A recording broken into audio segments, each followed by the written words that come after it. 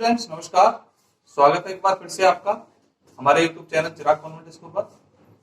हम हिंदी व्याकरण पढ़ रहे थे, जिसमें हमने शब्द रचना के बारे में आपको पढ़ाया था। इसमें हमने आपको सबसे पहले शब्द किसे कहते हैं और शब्दों के प्रकार कितने होते हैं उनके बारे में बताया था। आज हम उससे आगे चल रहे हैं। उच्चारण के स्थान पर जो शब्द हमने बताए थे आपको, उसी में हमने आपको तत्सम और तद्भव शब्दों को बताया था। तत्सम और तद्भव शब्दों को पहचानने के कुछ नियम हैं, जिनके बारे में आज हम इस वीडियो में डिस्कस करने वाले हैं। और इससे आगे जो शब्द हैं रचना के आधार पर और बनावट के आधार पर, उन्हें भी हम आगे डिस्कस करेंगे। तो आइए शुरू करते हैं हमारा आज का टॉपिक। दोस्तों, यदि आपने हमारे चैनल को अभी तक सब्सक्राइब नहीं किया है तो लाल बटन दबाकर सब्सक्राइब अवश्य कर दें। साथ ही साथ लाइक का बटन अवश्य दबाएं और हमारे सभी नोटिफिकेशन पाने के लिए घंटी के बटन को भी अवश्य दबाएं। Thank you. स्टूडेंट्स, देखते हैं तत्सम शब्द व तद्भव शब्दों को पहचानने के नियम। ये परीक्षा में क्वेश्चन अवश्य पूछा जाता है कि कौन सा शब्द तत्सम है और कौन सा तद्भव है। तो इनको पहचानने के कुछ नियम है, आइए इनको हम स्टडी कर लेते हैं। तो सबसे पहले देखते हैं नियम नंबर 1, चंद्रबिंदी तद्भव। जहां पर भी आपको चंद्रबिंदी दिखाई दे, वहां पर आप समझ जाइए कि ये हमारा तद्भव होगा। जैसे चांद, चंद्रिका, आंख, आंवला, आंसू, गांठ, मुंह, बांसुरी, ये सभी शब्द कैसे शब्द हैं? तद्भव शब्द हैं। नियम नंबर 2, क्षय, क्षत्रिय, तत्सम, ख का छ में परिवर्तन हो जाना। ऐसे शब्द जो ख के स्थान पर छ लगाने से बनते हैं वो तत्सम होते हैं। जिसमें छ क्षत्रिय आएगा वो तत्सम होगा और जिसमें ख आएगा वो तद्भव होगा।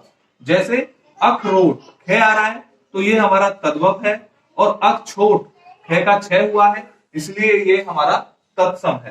परख, परीक्षा, खीर, क्षीर, तीखा, तीक्ष्ण, ये सभी शब्द हमारे तत्सम और तद्भव के एग्जाम्पल हैं।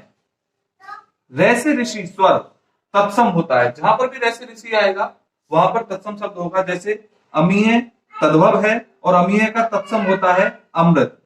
कपूर तद्भव है, कपूर का तत्सम होता है कर्पूर। रे चढ़ जाता है इसमें। घी एक तद्भव शब्द है और घी का तत्सम शब्द होता है घृत। मिट्टी तद्भव है, इसका तत्सम शब्द होता है मृत्तिका। इसी तरह नियम नंबर 4, पदेन रे और रेफ रे, दोनों के बारे में आपको बताना है। पदेन रे द्रव, प्रकाश, क्रम जिनमें नीचे को रे निकलती है, और रेफ रे अर्थ, कर्म, धर्म जिसमें ऊपर को रे निकलती है। ये सभी शब्द तत्सम शब्द के अंतर्गत आते हैं। जैसे कान, कान को हम तत्सम में कर्ण कहेंगे। गधा को गधर कहेंगे। गांव तद्भव है और ग्राम तत्सम है। बाघ तद्भव है, इसका व्याघ्र हो जाता है तत्सम में। Clear friends? आइए देखते हैं अगला नियम क्या कहता है। नियम नंबर 5, नियम नंबर 5 हमारा कहता है कि रैसे ऋषि शय और ये स अगर आए तो तत्सम होगा, और यदि बड़ा से सपेरा वाला से आए तो वो तद्भव होगा। आइए देखते हैं। श्रावण, ये तद्भव है, इसको हम तत्सम में लिखेंगे श्रावण। आंसू तद्भव है, इसको हम अश्रु लिखेंगे। सूखा तद्भव है, इसको हम शुष्क लिख सकते हैं। ऐसे ही साग तद्भव है, इसको हम साग लिख सकते हैं। आइए देखते हैं नेक्स्ट नियम हमारा क्या कहता है। नेक्स्ट नियम है वे तत्सम में आता है और वे तद्भव में आता है। वे वर यात्रा, ये तत्सम होगा, और वे बारात, ये तद्भव होगा। बरसात तद्भव होगा, वर्षा इसका तत्सम रूप होगा। बंदर को हम तत्सम रूप में वानर कहेंगे और ब्याह को विवाह कहेंगे। क्लियर? नियम नंबर 7, शय षटकोण हमेशा तत्सम में आता है। ओष्ठ, चतुष्कोण, दृष्टि, चतुष्काठ, ये सब इसके एग्जाम्पल हैं। ओष्ठ को ओठ कहा जाता है, चतुष्कोण को चौकोर, दृष्टि को दीखना और चतुष्काठ को चौखट। इस तरह से ये इनके तद्भव हैं और ये इनके तत्सम हैं। मैं यहाँ पे लिख देता हूं कि ये हमारे तत्सम है और ये तद्भव। Clear friends? कुछ अपवाद भी होते हैं, जैसे शक्कर, शक्कर को हम तद्भव कहेंगे और शर्करा को हम तत्सम कहेंगे। दिशावत, ये वैसे स हमने बताया था आपको अभी ऊपर कि स हमेशा तत्सम में आता है, लेकिन ये अपवाद है इसका। ये जितने भी हमारे वर्ड हैं ये सभी वर्ड हमारे तद्भव हैं, और इधर वाले जो वर्ड हैं ये सभी वर्ड हमारे तत्सम हैं। तो ये कई बार कुछ अपवाद भी हैं जो आ जाते हैं, एग्जाम में पूछ लिए जाते हैं, इसलिए हमने आपको ये बताना उचित समझा। तो इस तरह से हम तत्सम और तद्भव शब्दों को आराम से इन नियमों के माध्यम से पहचान सकते हैं। क्लियर? आइए स्टूडेंट्स, अब हम जानते हैं रचना के आधार पर शब्दों के प्रकार। रचना के आधार पर शब्द हमारे 3 प्रकार के होते हैं, जो कि हम पहले भी आपको बता चुके हैं। आइए इनको ब्रीफली डिफाइन करते हैं। सबसे पहला होता है रूढ़ शब्द। रूढ़ शब्द क्या होता है? परिभाषा है, रूढ़ का मतलब होता है अभाज्य। अभाज्य मतलब जिसको अलग न किया जा सके, अर्थात वे शब्द जो अलग अलग न किए जा सके, ऐसे शब्दों को रूढ़ शब्द कहते हैं। इसका एग्जांपल मेज, आदमी, घोड़ा, कुर्सी, ये ऐसे शब्द हैं, और भी बहुत से शब्द हैं जिनको अलग नहीं किया जा सकता, तो इन्हें हम क्या कहेंगे? इन्हें हम रूढ़ शब्द कहेंगे। इसी तरह नंबर 2 यौगिक शब्द।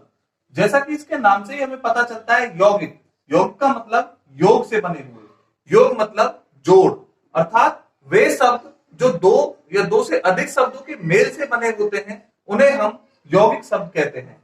जैसे विद्यालय, अगर हम इस विद्यालय को देखें तो ये विद्यालय शब्द 2 शब्दों से मिलकर बना है, विद्या धन आलय, विद्या धन आलय।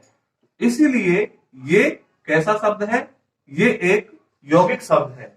इसी तरह देवालय, देव प्लस आलय, विद्यार्थी, विद्या प्लस अर्थी, अपमान, अप प्लस मान, तो ये 2 शब्दों से मिलकर बने हुए शब्द हैं, इसीलिए इनको हम यौगिक शब्द कहते हैं।